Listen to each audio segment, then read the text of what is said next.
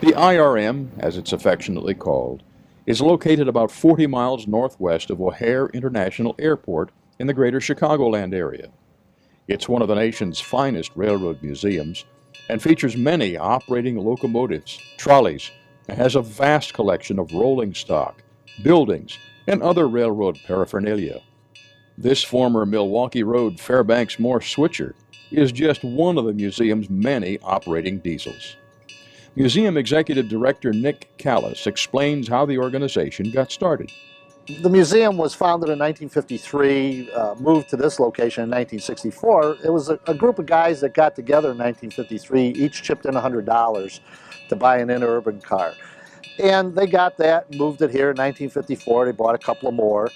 And 1955 they bought some more, and pretty soon, by 1964, they'd outgrown their space where they were located at. And knowing what happened to other museums, they decided we didn't want to have a landlord, so they bought this right-of-way out here and moved here in 1964. When we moved here, there was 43 pieces of equipment. Today, there's a little over 400 pieces of equipment. So the greatest growth in the organization has occurred here at Union, and it's only because we bought land and we've got space to put this equipment in here. Once we moved here, we started collecting steam engines and passenger coaches and diesels and freight cars and moving buildings, buying, just you name it, you know, we're what we call a work in progress. Union's a neat town. It has a lot of history to it. Our depot was built in 1851, but it came from the next town down. But this right-of-way that parallels us was the first railroad west out of Chicago. It was the Galena and Chicago Union, which later became the Chicago Northwestern. And Union, the railroad came to Union in 1851. We are on the Elgin and Belvedere interurban right-of-way. It's the Elgin and Belvedere Electric Railroad. They connected Elgin, Illinois with Rockford via Belvedere, and then they connected with other interurbans at those points. And you could go all the way up to Janesville, Wisconsin, and out to Freeport, Illinois, or you could go all the way to Chicago on the interurban by making the transfers. And so the right-of-way that we're on was originally an interurban right-of-way. All of the maintenance, the administration, the management, the operation of the trains, the restoration, all of that's done by volunteers. And our paid staff takes care of the cash points, and we operate the place like a business. We have a board of directors that's elected from the membership, and monthly meetings, and we run the place as a business. We're on the modified Bohemian plan. We earn the money, then we spend it. And that's pretty much how it's been. We have no debt other than mortgage payments. And even the mortgage payments, we've decreased them. The land that we're on now, we own. The next pieces, there's over 100 and some odd acres here that we own. There's 4.5 miles on the main line, and we have about another half a mile to build. There's a bridge over there that has to get put in. So eventually it'll be about a 5-mile main line, and then there's a mile loop, almost a mile loop around the property that the streetcars operate on. So we give two distinct rides. The main line is 30 and 40 miles an hour, 40 with the electrics, 30 with the steam and diesel, and the streetcar line, you know, makes stops around the property, doing what streetcars did, hauling people from place to place on the property, and you try to duplicate a lifelike situation. We realized early on that the best thing to do is to try to get the equipment inside. You can restore it, but if you leave it outside, 5 years go by, you got to do it again. So we've really concentrated on building buildings, getting equipment inside, so that the volunteers' work is not for naught. The volunteers really see that, you know, I'm doing this work for free, but you know, it's not being taken care of. It's got to be done again. So we've got about a little over a mile of track under roof today, and it's about half the collection, a little more than half the collection, maybe 60% is inside. A lot of the steam engines came out of parks and other museums. The 2903 came from the Museum of Science and Industry. They wanted to find a good home for it because they were changing their arrangement around. And Old Smoky 261 came from the park in Milwaukee, and so there's a lot of the steam collection came out of parks.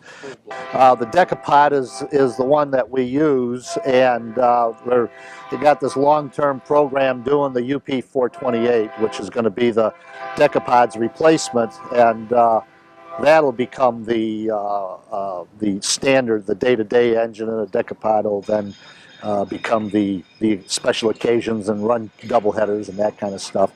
The diesels, some of them came from other organizations that weren't so fortunate, and then a lot of the diesels we actually bought ourselves from the railroads, or they were donated by railroads. I would say when you look at the collection is a little over 400 pieces. Probably about half of them was purchased for either scrap, and the other half was donated. And by fund drives too. Some people would buy them and then give them to us. We get people calling us saying, I saw this, it's going to go to scrap, somebody ought to do something. And we haven't saved them all, but a lot of times we will go out there and see it, and if it's something that'll fit in, we'll go get it. So we're pretty aggressive that way, I think. It's a little harder today to get equipment, but moving it on the railroads. But back in the old days, railroads would move anything that rolled, and those were the good old days. It takes a lot of money, somewhere around $800,000 a year is our budget here to make this whole place go.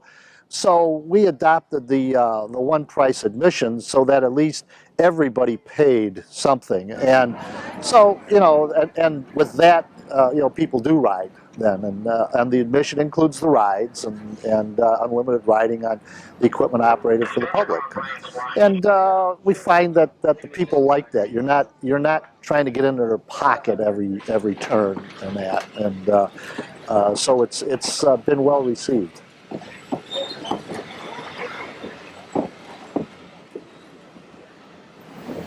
Back at the barn, an old Milwaukee Road 484 stands sentinel over the scene. A sister engine to this one, Milwaukee Road number 261, is currently in operation, running excursions in the upper Midwest.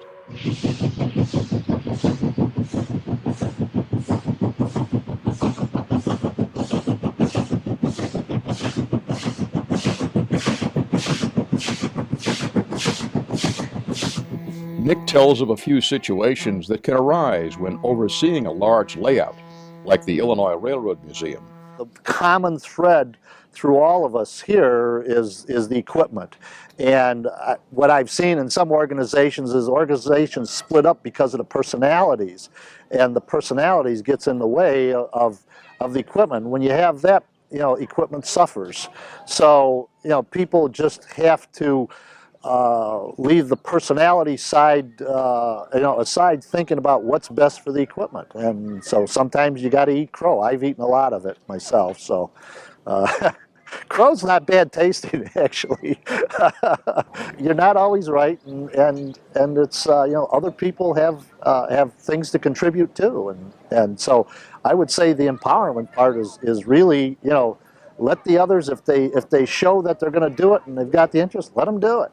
Step aside, let them do it, and keep moving on and getting other things done. The place is so big that, and I always say, this place runs by itself. They don't need me. I'm in the way. There's 5 very distinct equipment departments that are very active in and of themselves. And then there are other sub-departments too, the line department, and the bus department, and buildings and grounds, and all those others. So. But you just let the people do their thing and try to stay out of their way. We couldn't come to the museum without riding a train, and we take advantage of an offer from Nick to ride on the Chicago, Burlington, and Quincy Zephyr. We wasted no time getting aboard the cab of this magnificent EMD E5 diesel. Eyeball.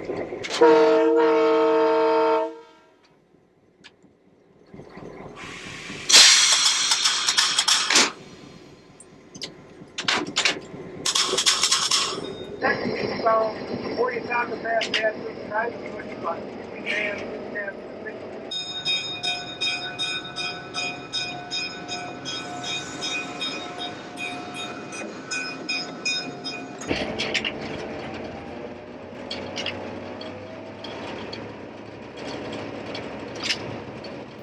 What a thrill to ride in this icon of American railroading. Our own Jim Barrett is all smiles as we head up the line. And what about this fella? How'd you like to have his job for a day? Back in the train, Nick Callis tells us about the history of this train, one of CB&Q's famous Zephyrs. Originally, this was the train of the gods and the goddesses. This is the goddess train. It was originally the Twin Cities Zephyr. And there were two of them, you know, so one started off from Minneapolis, one started off from Chicago, and I guess they'd make 2 trips a day or something like that.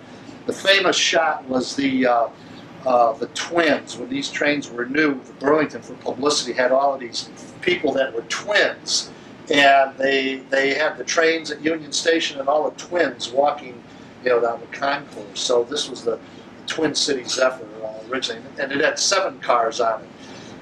When they got their new equipment in 49, 50, 51, they re-equipped that train. Then they downgraded this one to the Nebraska Zephyr. They took 2 cars out of it and made it a 5-car train. And so it became a day train to Lincoln. This was the Lincoln day train. These are swivel reclining lounge chairs. And you know, there's a little button right here on the side, and back she goes like that. And then, you know, this person, you know, if they were with you, or you have your little table right here.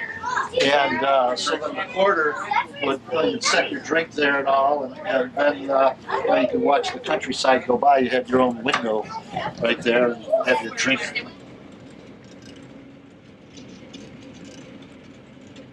I'm having a ball, having a great time.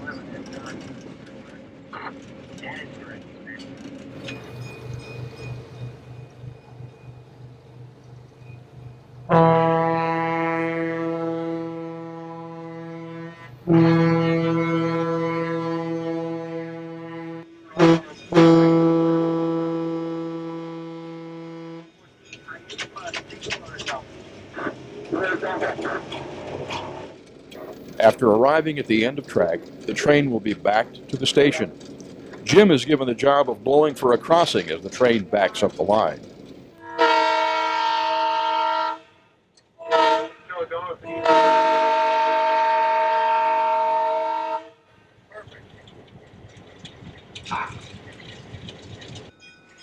Dave eases the train into the station to conclude our ride and our visit to this fabulous museum. If you've never visited the Illinois Railroad Museum, you owe it to yourself to spend a day at this great institution.